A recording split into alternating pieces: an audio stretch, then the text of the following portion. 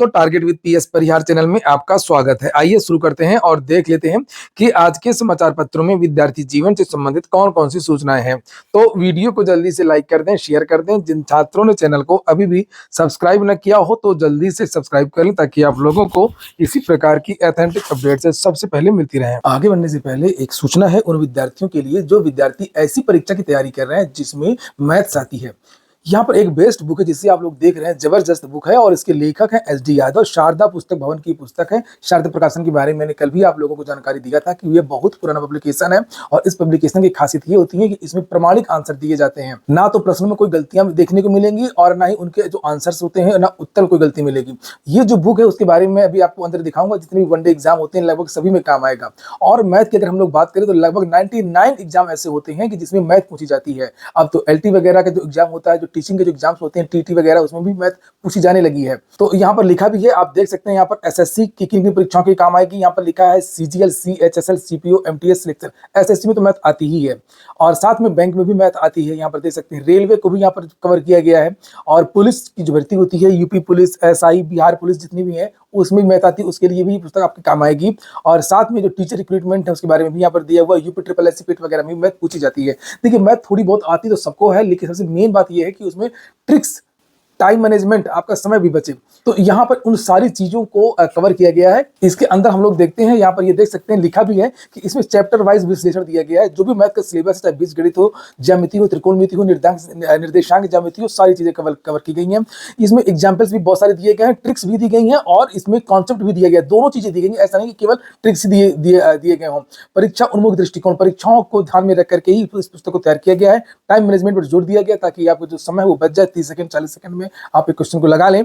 और इनकी जो मेन बात है वो प्रमाणिकता और व्यापकता। तो मैथ की शारदा पब्लिकेशन की ये बेस्ट बुक आप लोगों को सभी कापी किताबों की दुकानों में मिल जाएगी। अगर आप लोग ऑनलाइन मंगवाना चाहते हैं तो इसकी लिंक मैंने डिस्क्रिप्शन बॉक्स और कमेंट बॉक्स दोनों जगह उपलब्ध करा दी है। आप लोग जाकर के इसको ऑनलाइन भी मंगवा सकते हैं। तो यहाँ पर उदाहरण के लिए हम लोग देख सकते हैं, एक चैप्टर में पहले संख्या पद्धति दी है, जैसे नंबर सिस्टम पर, उसके बारे में महत्वपूर्ण चीजें दी गई हैं।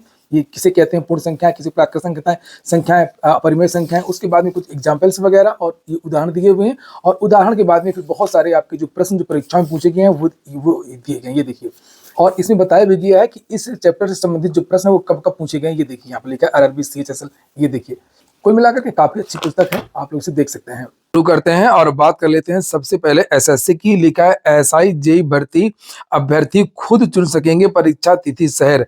कर्मचारी चयन आयोग ने जूनियर इंजीनियर, सिविल, मैकेनिकल और इलेक्ट्रिकल परीक्षा 2025 पेपर फर्स्ट, दिल्ली पुलिस, केंद्रीय सशस्त्र पुलिस बल में एसआई परीक्षा 2025 के लिए उम्मीदवारों को परीक्षा की तारीख, शहर चुनने की सुविधा दी है। एसएससी ने एक नई सुविधा शुरू की है कि परीक्षा से पहले ये विद्यार्थियों से पूछा जाता है कि आप किस शहर में परीक्षा देना चाहते हैं। और जैसे ऑनलाइन परीक्षाएं बहुत सारी तारीखों में होती है, तो आप लोग किन तारीखों में परीक्षा देना चाहते हैं। ये एसएससी का बड़ा अच्छा कदम है छात्र हित में, और उसी के लिए ये जो पोर्टल वो खोल दिया गया है। लिखा है कि उम्मीदवार पंजीकृत पोर्टल पर लॉगिन करके पसंदानुसार स्लॉट चयन कर सकेंगे कि उनको परीक्षा कब देनी है। जूनियर इंजीनियर जेई परीक्षा 2025 पेपर फर्स्ट के लिए स्लॉट चयन विंडो 10 नवंबर 2025 से 13 नवंबर 2025 खुली रहेगी। सब इंस्पेक्टर के लिए स्लॉट चयन विंडो 17 नवंबर से 21 नवंबर तक खुली रहेगी। असल में होता यह है कि कभी कभार बहुत सारी परीक्षाएं एक ही दिन टकरा जाती हैं, विद्यार्थियों को एक परीक्षा छोड़नी होती है। तो इससे विद्यार्थियों को सहूलियत रहेगी। अगर कोई किसी तारीख में कोई परीक्षा टकरा रही होगी, कोई शादी बारात कुछ भी होगा, तो विद्यार्थी उससे चेंज कर सकते हैं। लेकिन ये केवल एक बार ही होगा और एग्जाम से पहले होगा। यहाँ पर लिखा है डीएलएड में प्रवेश के लिए इसी माह के अंत से आवेदन। तो एक खुशखबरी है उन विद्यार्थियों के लिए कि डीएलएड के लिए जो नए आवेदन है वो फिर से शुरू होने जा रहे हैं। अब भर्ती आए या ना आए उससे मतलब नहीं है सरकार को, लेकिन बेरोजगारों की चिंता नहीं है, लेकिन उन विद्यालय और प्रबंधकों की चिंता है जहां पर एडमिशन नहीं होंगे तो वहां पर ताले लटक जाएंगे। तो प्रदेश में लगभग 2.5 लाख के आसपास 2,20,000 सीट हैं डीएलएड की जिनमें एडमिशन होता है। लिखा है कि 2025-26 सत्र के लिए डीएलएड में दाखिले के आवेदन इसी माह के अंत से प्रस्तावित है। परीक्षा नियामक प्राधिकारी कार्यालय से प्रवेश की संभावित समय सारणी शासन को भेज दी गई है, जिसकी मंजूरी मिलने के बाद ऑनलाइन आवेदन शुरू होंगे। इसको लेकर के अन्य समाचार पत्रों में भी जानकारी दी गई है, जिससे आप लोग यहाँ पर देख सकते हैं योग्यता में कोई बदलाव नहीं होगा। मामला कोर्ट चला गया था। कुछ लोगों का कहना था कि सभी राज्यों में एनसीटी के जो मानक है डीएलएड का वो इंटरमीडिएट है, लेकिन उत्तर प्रदेश में स्नातक योग्यता मिनिमम मांगी जाती है, तो स्नातक हटा दिया जाए, 12 पास विद्यार्थियों से आवेदन लिए जाए। लेकिन कोर्ट ने कहा कि न्यूनतम योग्यता एनसीटी निर्धारित करती है, लेकिन अधिकतम जो योग्यता है वो राज्य सरकार निर्धारित कर सकती है।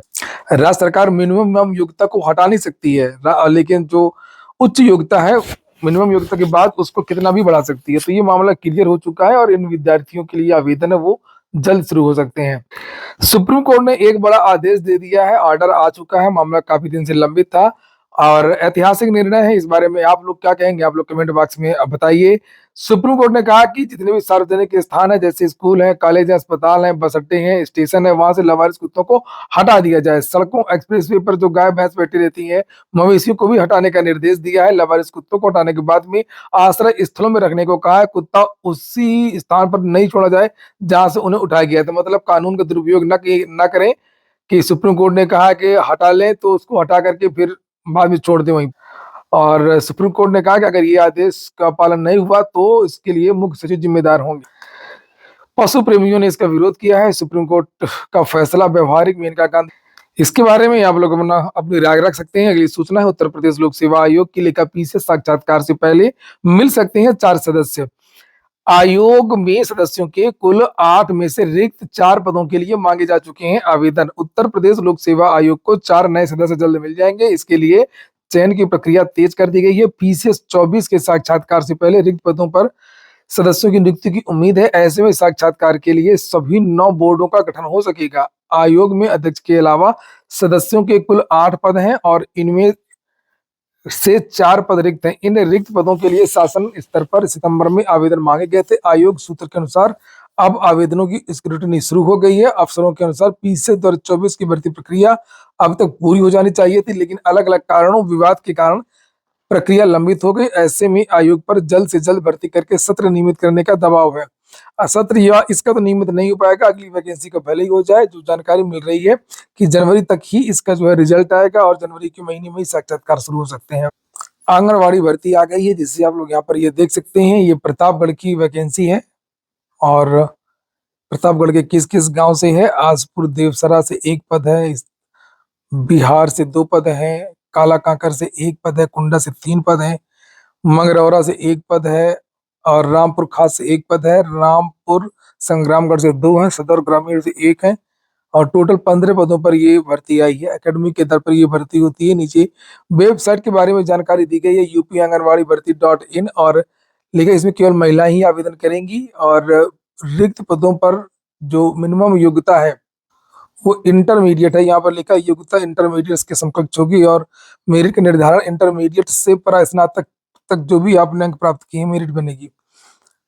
और उसके नीचे की जो प्रक्रिया है, लिखा है कि उसी पंचायत की निवासिनी होना चाहिए महिला और एज 18 से 35 होनी चाहिए। और ये वेबसाइट रेलवे से एक और भर्ती चल रही है, उसको भी देख लीजिए फटाफट। जो भर्तियां इस समय चल रही हैं, 5810 पदों पर ये वैकेंसी आई है। एनटीपीसी की स्टेशन मास्टर, मालगाड़ी प्रबंधक आदि की भर्ती है, ग्रेजुएट लेवल की है। आवेदन की अंतिम तिथि 20 नवंबर है, तो 20 नवंबर के पहले पहले आप लोग आवेदन कर सकते हैं। 18 से 33 के बीच के जितने भी स्नातक पास छात्र हैं।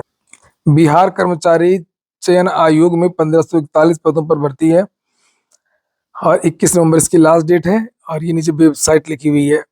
और आईआरसीटीसी में वैकेंसी चल रही है और हॉस्पिटैलिटी मॉनिटर्स के पदों पर मौके वॉक इन इंटरव्यू 14, 13 और 14 तारीख को इनका इंटरव्यू होगा।